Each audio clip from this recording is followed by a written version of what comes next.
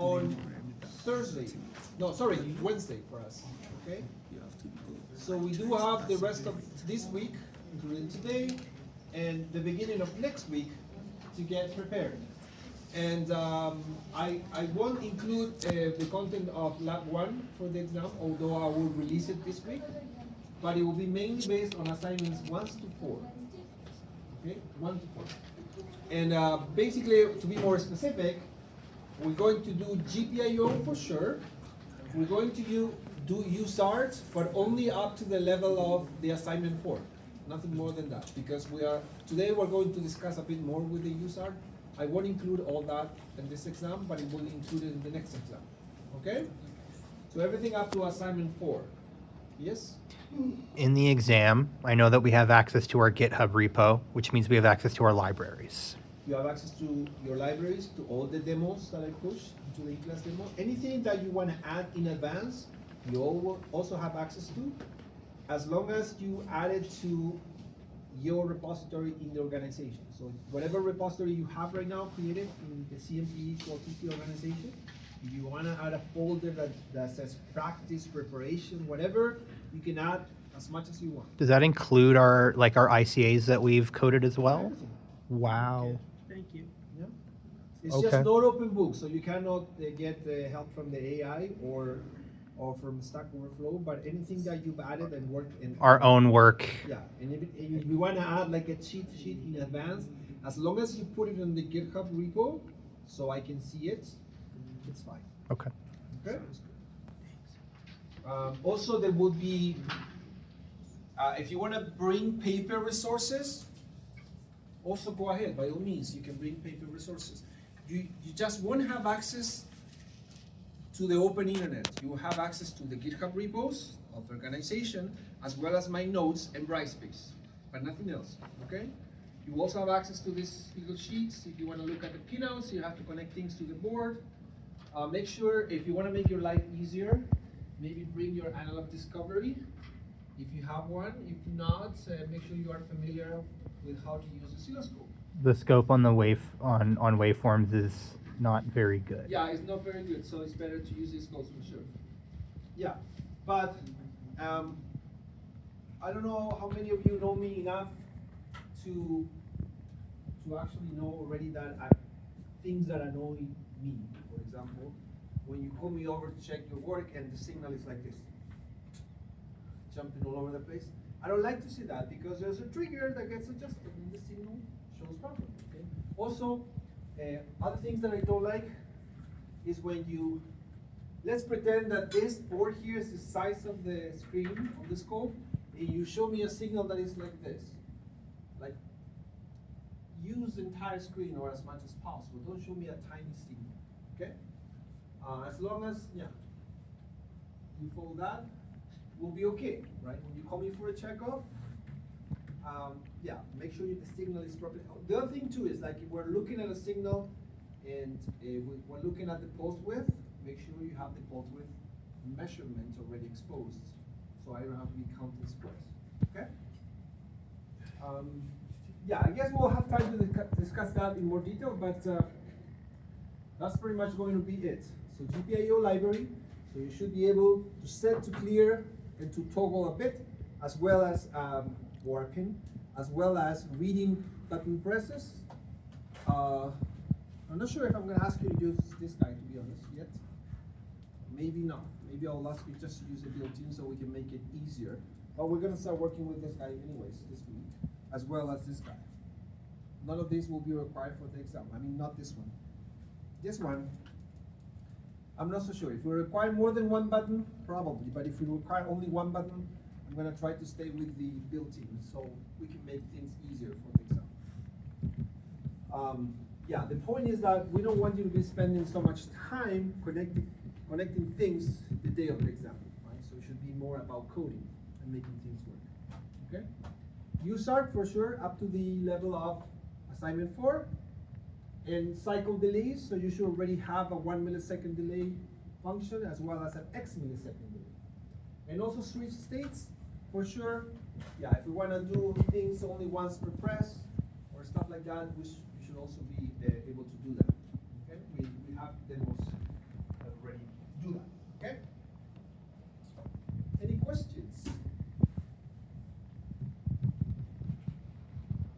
questions? Yeah. Actually, just one about ICA 4. ICA 4? Yeah. You want me to go over it? It was just specifically, I think, for part C. Okay. It's really just using the ORE flag. Yeah, I didn't mean to show assignment 4 here. For some reason, it went there. But okay, for part C.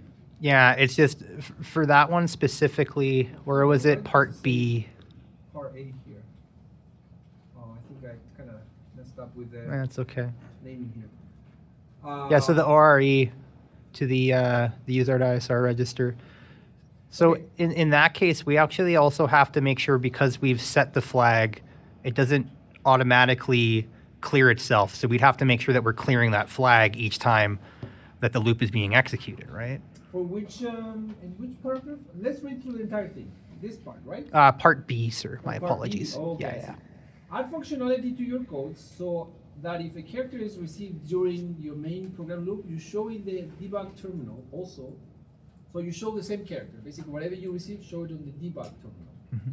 Also, have your code immediately send the character back. So basically echoing a character to the terminal application, so it will be visible in it. Remote echo, right? Not the local echo. If you enable the local echo, you should see it repeated twice. Remember to turn your code in debug mode, or the debug terminal won't be available. When we say debug terminal, we mean the terminal that opens when you do printf, right? That terminal. And whereas the terminal application, we mean term or that open source terminal, whatever. Okay. Yeah. So add a test in your code to determine if the ORE bit in the user status register is set. If it is, send a message to the debug terminal that is suitable for what this flag represents. That's some research that you have to do. So you have to go to the reference manual and look what this flag means, and then send a message accordingly. And also, you should be able to mask that flag to know if it was activated or not. Okay. Run your code and hit the key slowly in the terminal application while watching it on the debug terminal. Okay. And then in the terminal application, then suddenly after you do that, okay, start pressing keys like very crazy and quickly, and see what happens to the debug terminal. Okay. Any questions? Any more questions? Well, in the part C, then we ask you to use, in part A, we ask you to use a blocking delay of 200 milliseconds. So mostly doing like delay underscore milliseconds and then calling with 200. How could we change that so that the code's still responsive to receive characters? So basically the idea is that if you start pressing characters quickly, somehow you're gonna send 2 characters quicker than 200 milliseconds. And in that case, what's gonna happen? That's what you're going to experiment with this guy here, okay? And how could you fix that so that doesn't happen? And to be honest with you, we already did this in class. I showed you something that fails when you use a blocking delay, and I asked you to look for a solution, and some of you got it, right? So we did this already in class. There's a difference between having a 200 millisecond blocking delay and counting 200 1 millisecond delays. See? So I kind of gave you the answer there. To prevent the buffer overrun, polling needs to be done at a high rate. In the future, we'll find that interrupts, which is something that we're going to discuss later, maybe by the end of the course. If you could please help me with this. I'm assuming that most of you guys are taking now 1666? Correct. Or took it already? Did anybody take it already? So, yeah. Oh, some of you already took it. So you already know. But the ones that are taking it, can you tell me when you reach the point where they discussed events? Like event handlers for WinForms? Yeah. It's Is that already the discussed? whole, yeah, we've already been doing that for the last like 3 weeks. Oh, you already discussed that? For event handlers, yeah. Oh, okay. So that means that I can talk about interrupts then. Oh, interesting. Yeah, they haven't really went through what an interrupt is or anything like that, but Well, no, because that's not the scope of that course. But if you understand the concept of an event and an event handler, then I have enough tools to use to explain to you what an interrupt is. we're going to do the exam this Friday, so we should be pretty well versed. Okay, so maybe by next week or by the end of this week, I can start discussing interrupts and how that can actually fix this problem. Just to be clear, in paper, discussing interrupts is not part of this course. Well, yes and no. It's part of an ongoing discussion for so many semesters about if we should or not include interrupts in this course. I believe we should, because the earlier the better. So when a concept is complicated, we can discuss it and then we can revisit it after, and then that reinforces the learning. Okay. So I will discuss interrupts, although I won't assess you much on interrupts in this course. But when we start the next course, hopefully by the fall of this year, right? The next fall, and hopefully me again, we will start the course right away with interrupts. Okay? So. Then the last part D says modify the portion of the code that receives a character from the terminal application and echo them back. All alphabetic characters will echo it back as uppercase. Okay? So how can you do it so that even if I send a lowercase, what I receive back is an uppercase? That's easy to do if you look at the ASCII table, because there's a displacement between the uppercase A and the lowercase a. Yeah, Same as by a space in Yeah. binary. So it's just a matter of offsetting that thing there, and that's done. Other characters will remain unaffected. Of course, you have to do a check to see if it's a letter, right? All white space unprintable characters will be filtered out as well. Oh, okay. So maybe you just want to echo it back then, according to what it's saying here, only the alphanumeric characters. Or alphabetic characters, sorry. Use non-numeric literals in your code. Also note that the single bit difference between upper and lowercase. Yeah. Well, yeah, you could also look at it from that point of view. When it says you use non-numeric literals in your code, when we ask for this question in the past, we've seen people like having a huge switch case where they say if it's uppercase A, then convert it to lowercase a, and then yeah, that sounds like very inefficient, right? So it's a better way of doing it. I mean, it Remember, works. the coding in this course is about writing efficient code. Okay, that's the whole point of it. Any more questions about the assignment? That is something that should get done before the exam for sure. Okay.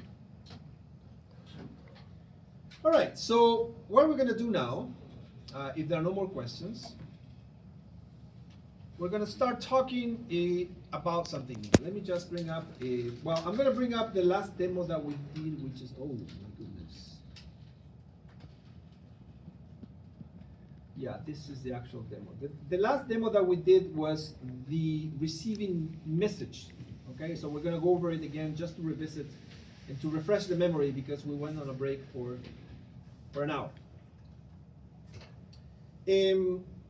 To receive the characters, we're using a buffer. So basically an array where we can store the characters.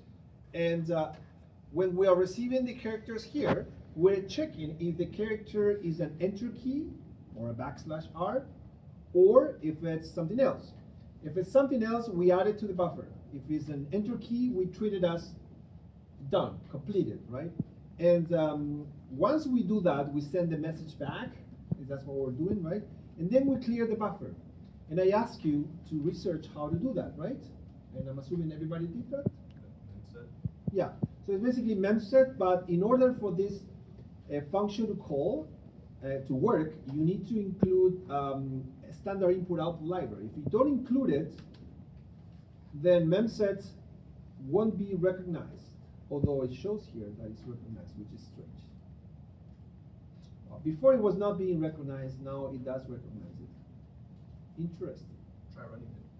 Or maybe one of these ones is already included. If I try running. Oh yeah.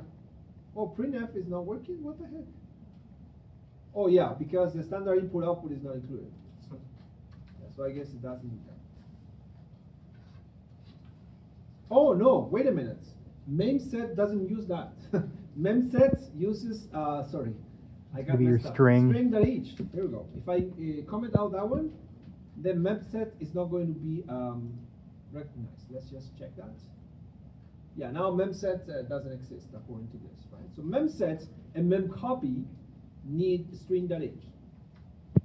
The way memset works, you provide the buffer, the destination buffer, or it's a pointer to a character, right? So if you look at it here, it expects a pointer. But remember, the name of the buffer, the name of array is a pointer to the first element of the array, so that works out. And then the second parameter is the number you want to fill the array with. In this particular case, it's 0. I want to kill it, right? And then the size.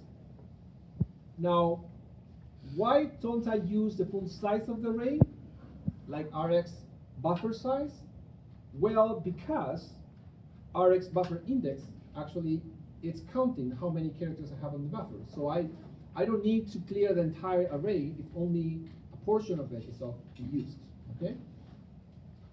And that brings up this concept that I asked the other class, and they said they never discussed it in 1300, so I'm assuming that it's the same case for you guys. Did you ever discuss the concept of physical size and logical size of an array? No. Okay, but you do understand the idea of, you have seen lists in programming, right? Yes. Okay. So what is the main difference between a list and between an array? Or one of the differences? Or some differences? You have to initialize an array with a size. Okay, I like that. What about the list?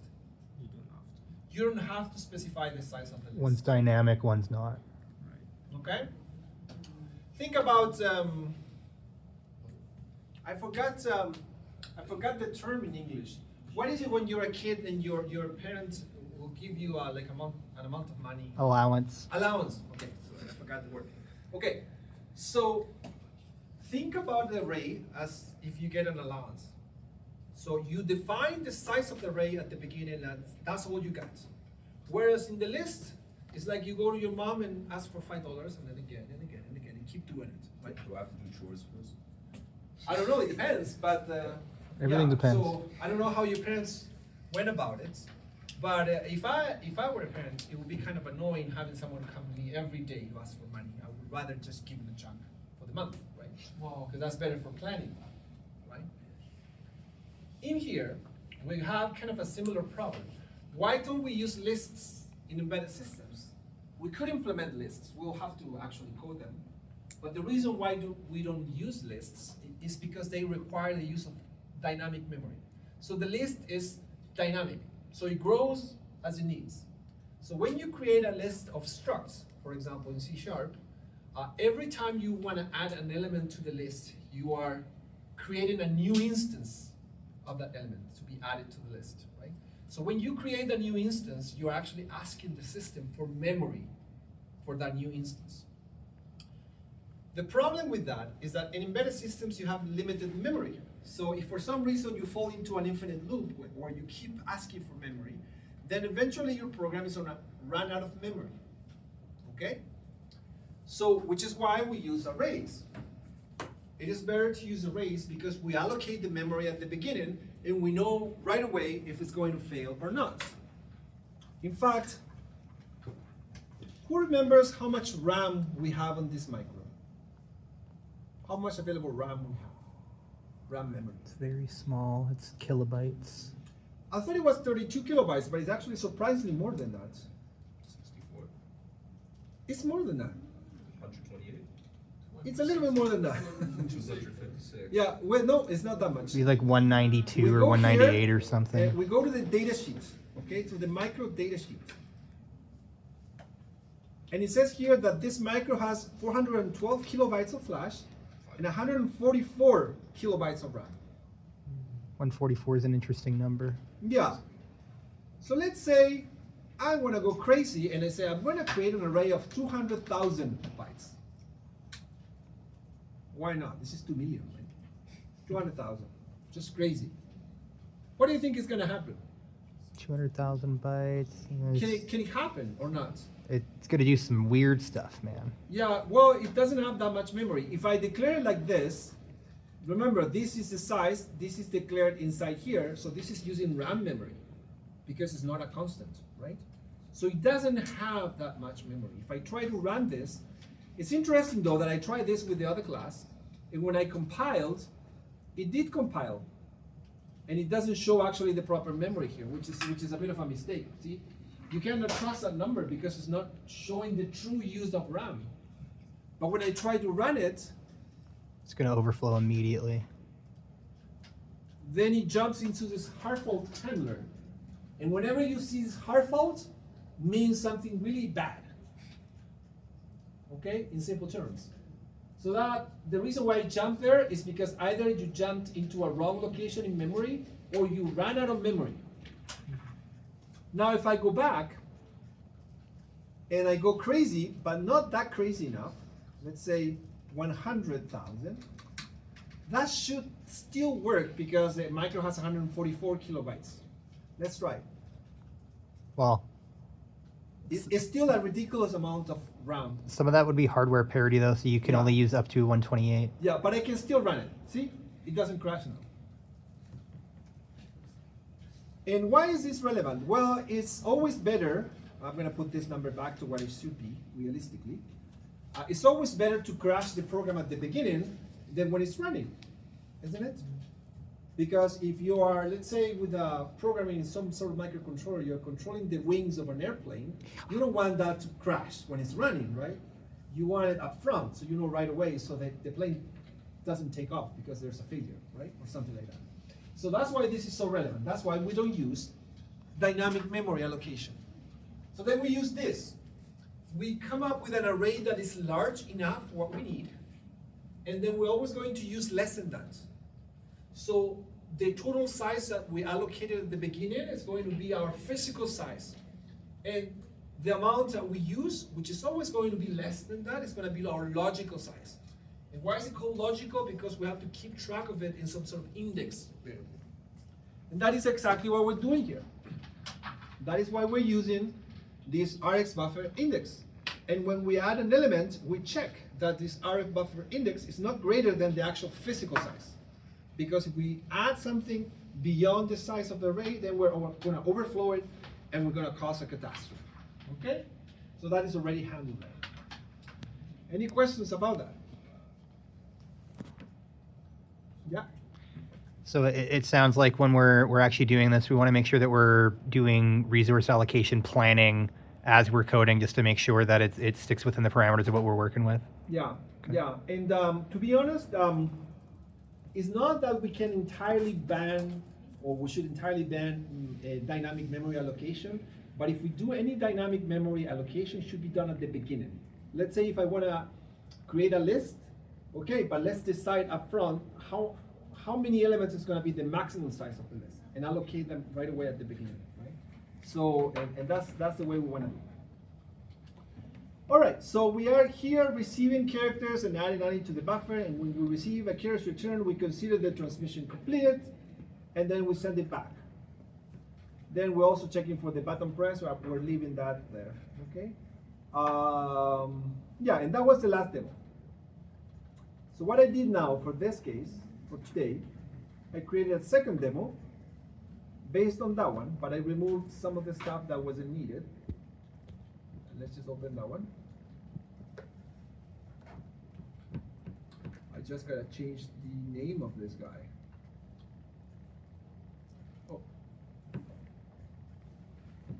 Oh, come on, it's not this one.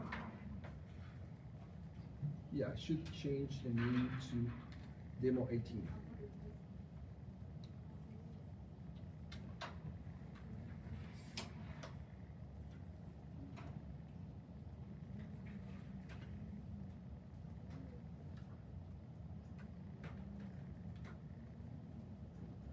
Okay. I removed some of the stuff that I had here. I do have the delay 1 millisecond and the delay milliseconds. And I still have the button press and whatever. And I want to have a counter that increments every 500 milliseconds. That's why I'm adding this delay 500 here. And then I am incrementing a counter, and I'm sending it to the debug console, right? When I do printf, it goes into the debug console, which is the virtual console that we have here. So if we run this, we're going to notice that there's a counter coming here, and it starts from 0, and it keeps growing. Now, how can I make it so it displays in 4 digits always? Well, with this percentage 04U, it's just a formatter that tells me that I'm going to use 4 digits for this, and it's going to pad with zeros to the left. Okay? Clear? All right. So now my goal is to send this not to the debug terminal, because the debug terminal is only going to work when I'm debugging. So I want this to be working always, even if I'm not debugging. So I'm going to send that to the USART. Okay? How can I send that counter to the USART? Well, so far, I know how to transmit a string to the USART. All right? Do you transmit a byte now? Well, I could, but I need to transmit this whole number, right? So I'm going to have to somehow format it as text, which is why I created now this TX buffer size, which is only 32, because I'm not going to transmit that much. And I created a second array, which is a TX buffer. It's an array for transmitting now, not for receiving. So I'm going to send this to the user2, and that can work. Okay?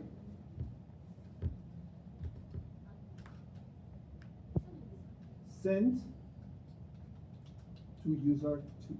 Now this is assuming that the data is already inside TX buffer, right? So I don't have that part done yet. So now how can I add the counter to TX buffer? That's what I have here. See?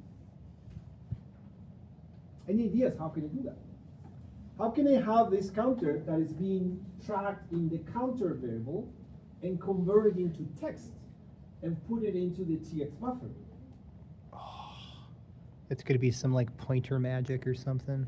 Yeah, well, that sounds like very complicated. Like if I have a 2000, and somehow I need to extract this and convert it into a 2, and then this and convert it into a 0, right? That sounds like very complicated. And it could be. But luckily, we have some functions that can help you do that. So, and the answer is here.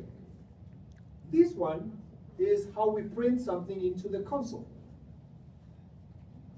And this is in the, which library? A standard input output. So it turns out we have another function, which is an sprintf. Oh, sprintf. And what does that one do? Well, obviously it does a printf, but where does it get sent to? Well, see, I could have given you this activity, and I could have asked you just to research.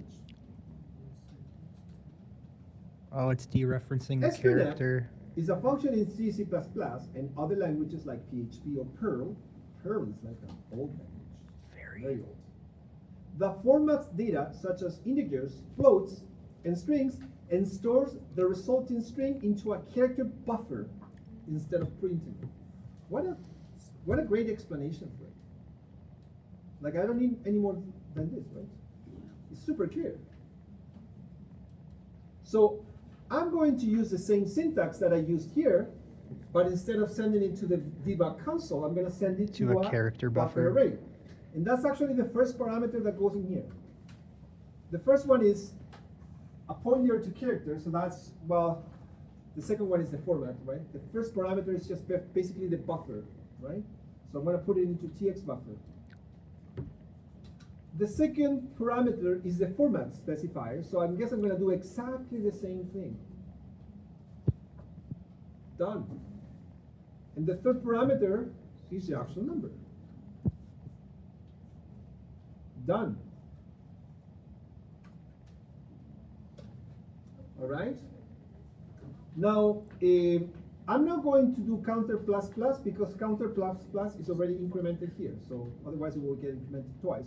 But please note that this one will start the counter at 0 and then increment, whereas this one will start at 1 right away. Okay? So I'm going to run this here, put it on the side, and probably this was already running for a while. Look at this. Yeah, so we're going to clear this buffer. Now this guy is already connected at, what's the baud rate? 9600. So I'm going to run this program, and it starts at 1, 2, 3, 4, and so on. And it keeps printing. Now, if I stop this program, obviously the debug console stops. Right? It's still running on the micro But or it's the still board. running the program on the micro. In fact, moreover, if I now reset the micro with the black button, it should start from the beginning. Remember, when the program is flashed into the micro, you don't need to flash it again. It's already there.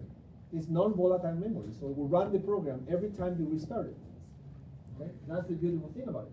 That's why this is more powerful than having the debug console, right? Because this is actually showing. All right. Any questions so far?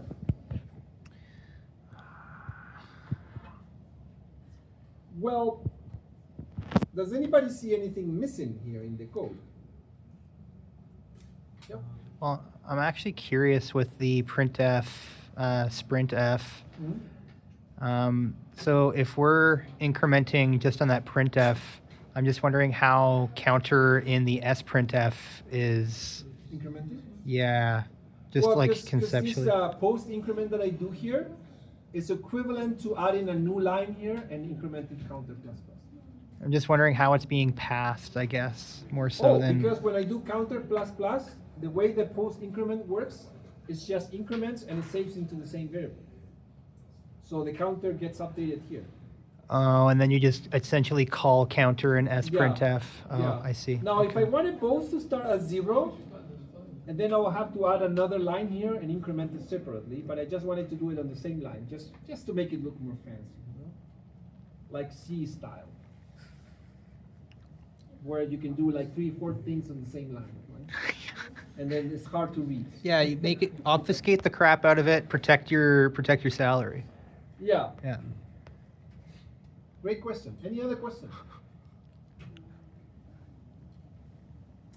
Well, when I was reading the data here in this buffer, once I was done with the data, what did I have to do here? What is this line doing? Clearing the buffer. Why don't I clear the buffer here then? It looks like I don't need to. Let's do some troubleshooting. Let's put a breakpoint there. Here. So the first time I reach that point, the TX buffer is empty. See? The second time I reach there, it contains 1, a \r and a \n. The second time, it contains 2. So it looks like every time I call sprintf, it kind of overwrites what it had before, which is great, isn't it? Because then I don't have to clear the buffer. It doesn't keep adding things after that. It automatically starts from the beginning. Why? Well, because when we're passing this in, we're passing The actual buffer. yeah. But even if I was using a shorter number, it would just keep overwriting. Oh, I'm not so sure if I was using a shorter number. Yeah, we'll need to clear the buffer in that case. Because I guess if I don't do, see, when I'm doing %04, it's always using the same number of characters to display it. And if I don't use that, it's going to start 1, 2, 3, and when it reaches 10, it will add an extra character, right, and so on. But it will always have more characters as it progresses, right? So it's never going to have the problem of sending something that is shorter than the previous one. So it will be interesting to see that scenario, to see if it actually overwrites the whole thing. Oh, like if you're doing a countdown instead of a count there's up. any leftovers. You know what? Let's try that. Yeah, if you did like a decrement instead. Yeah, so let's try that for the sake of So counter equals, 10,000. yeah. and then we do counter minus minus. But it's gonna take a while with 10,000 because it's gonna stay in the 4 digits for a while, and the 5 digits. Oh no. You no. could just do 100 and then it'll instantly drop Okay, to 2. Yeah, let's do 10,005, and then after 5 is gonna It'll drop down to a. reduce 1 digit. Okay, and let's see if this actually, and let's remove this 04. Let's leave it at just whatever digits come up with. This is an interesting exercise. Let's see. We have to look at Teratron for sure. And let's clear the buffer here.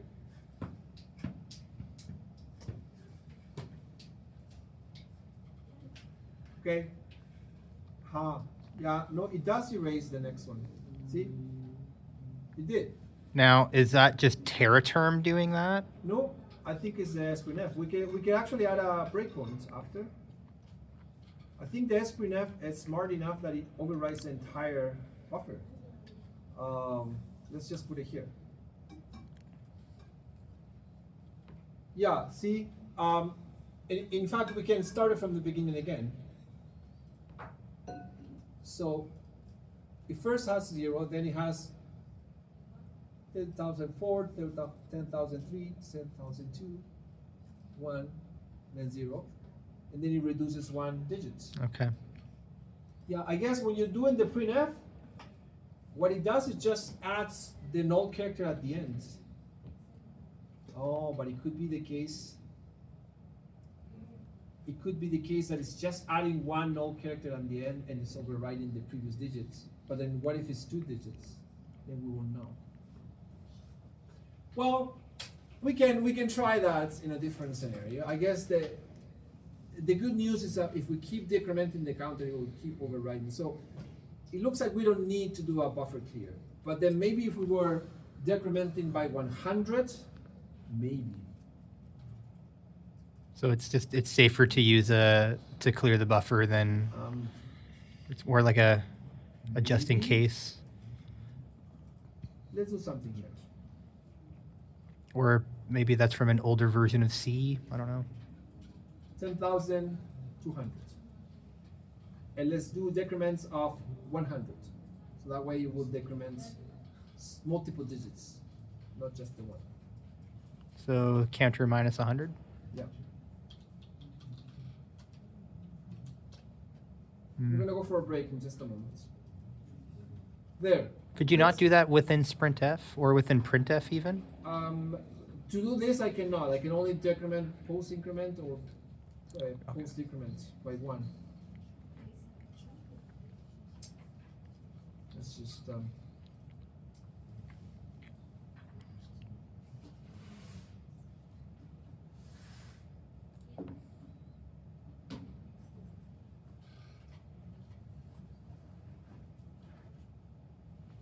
oh no, because it only reduced. Yeah, you'd have to get down to below 1,000. How can I make you feel? If I reduce 1,000 instead, would it work, or 500? It'd be faster. Okay, let's see.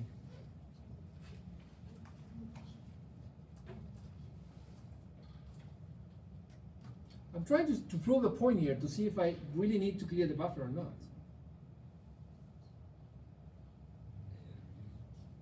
It looks like I don't need to still.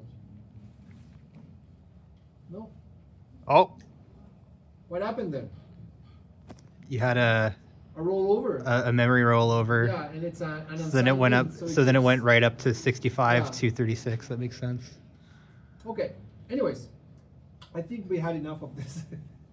Yeah, for now we don't need really to clear the buffer. The printf looks like it takes care of the whole thing. So, but if we ever run into an issue, we may have to clear the buffer. But for now, we're fine. Any questions about this? Now, here's the task for you for the second hour. Well, I have 2 tasks for you. So the first task is going to be, let's clear the buffer. What if I type a number here can I make it so when I type a number and I hit enter, the counter updates to that number? Yeah. I can do it. With what I've given you, you can do it. How? Well, you already have here handling for the enter key, so you know when the enter key is pressed. So at that point, whatever you have in the buffer, you can convert into a number. How? How can you convert text into a number? Think about it. How did you convert a number into text? With sprintf. How do you convert text into a number? Printf. scanf. We already used scanf before, remember? Long ago, but we use it from the debug terminal. We use scanf. But now if we want to read from an array, we need to use scanf. See what I'm saying? It's different. The source is now not the console, it is an array. Okay? That is the first task. I have a second one. I want to give you enough work to do. The second task is the following. And forgive me for the mess I have on the side here. I'm going to have to delete this assignment 4 from here because it's already listed on the other side. But I have a practical activity here. The practical activity is how to use this guy. Now this guy has got 3 pins. A VCC, a ground, and an RDX, or RXD pin. The VCC needs to go to 5 volts. I think it does say here. 5 volts, not 3.3. The ground needs to go to a ground. And the RDX to a URTX, right? Because it goes TX to RX. There are 2 devices communicating. Remember when I talked about this? We were doing computer to micro. In this case, we're going to do micro to device. That's why it needs to go TX to RX. Now here it says user 1 because this is from last term. And last term in the little board, we only had user 1 and user 2. But this board has user 3, user 4, user 5, user 6. So you can pick whatever you want. You wire this up and you make it work. How? You add a pound at the beginning and then the digits in text so you can display it actually. Okay?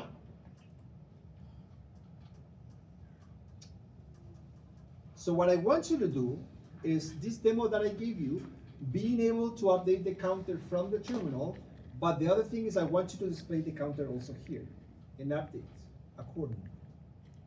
Now, to connect this to a different USART, because of course you cannot connect it to user 2 because user 2 is already used with the terminal. So this one is going to have to use a different USART. Then what are you going to have to do? What is the first thing you're going to do? Anybody tell me? Step 1, to enable a second user. Let's do some recap here. What's the step 1? Somebody said it. Clock. So enable this on the RCC. Pointing to APV something. Should have the user 3 to enable something. Okay, second step.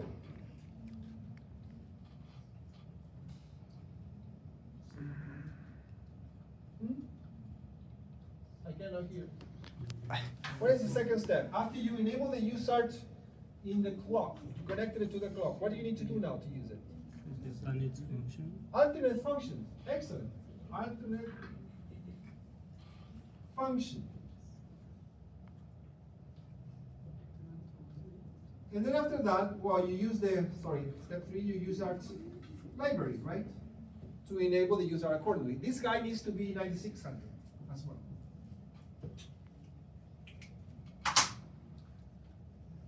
How do you know which alternate function? Check your manual. Check the data sheet. It has the tables, right? But even before you do that, you can go to QMX, right? That's why QMX is useful. Okay. And you're going to open some Nucleo 64 sample that we had before, or you create a new one.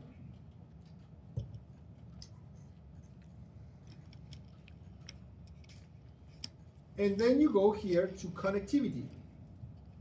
And tell me which user you want to use. Somebody, propose one. 1. User 1. Then you go asynchronous, and it brings out 2 pins. Are you happy with PC4 and PC5? Well, you actually only need PC4, right? Because you're only going TX to RX. The display is not replying to the micro, it's just receiving, okay?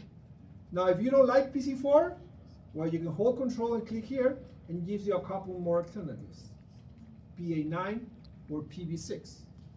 If it's PC4, what are you gonna do? See, there's quite a few steps here. Well, first of all, I would suggest to locate PC4 on the actual board. Is it accessible easy enough? Yeah, it's right here. Okay? Now, what do I need to know now? What is the actual alternate function for that? Go to the datasheet. Go to the pin outs and then scroll down to PC4. PC alternate functions. PC4 usart 1 is alternate function 1. If I want to use usart 3 is alternate function 0. That's another option. Okay? Clear? A smart? Clear as mud. This was in the data sheet, right? Datasheet. Yeah, remember the alternate functions are in the datasheet. Yeah, so we need to jump in between the notes and the reference manual and the datasheets and sometimes the schematics. And if you find the information to scatter it, what's my answer? Get good, scrub. Welcome to the world of embedded systems. That's my answer. All right, I think that's it. So the rest of the time. Sheet was to find the pins, right, or something? Yeah, I said at some point that I was going looking to put in these alternate function tables into the site, but there's so many, so it's gonna get too messy. What we can do, maybe print them off if you want. I don't know if that will happen. It will happen here.